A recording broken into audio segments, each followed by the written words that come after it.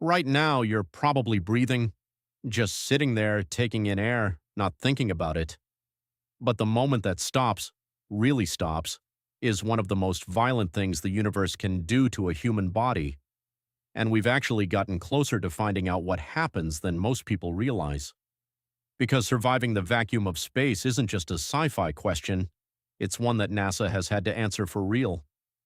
In 1966, a researcher named Jim LeBlanc was testing a spacesuit at NASA's Johnson Space Center. The chamber he was in was designed to simulate the vacuum of space. The suit was keeping him alive.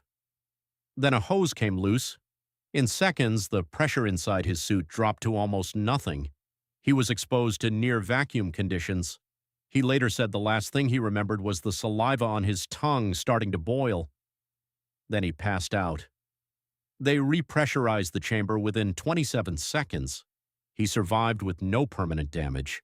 27 seconds. That's the window. Here's what actually happens to your body in those seconds.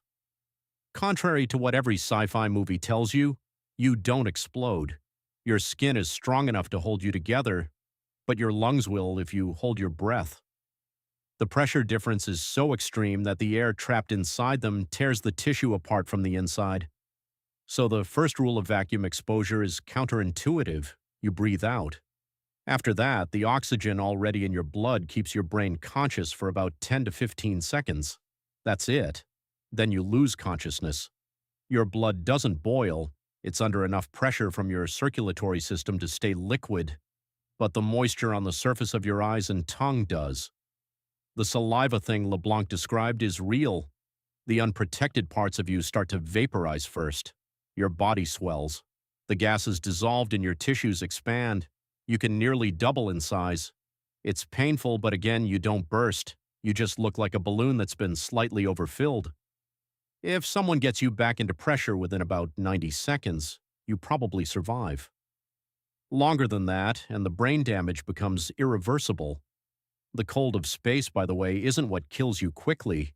Space is a terrible conductor of heat. You'd actually lose heat slowly through radiation.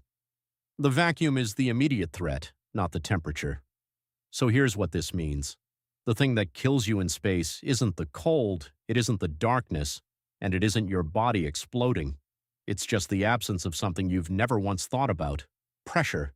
The invisible force that's been holding you together every second of your life.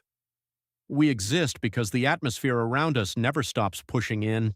The moment it stops, you have about 15 seconds to appreciate that fact before you can't anymore.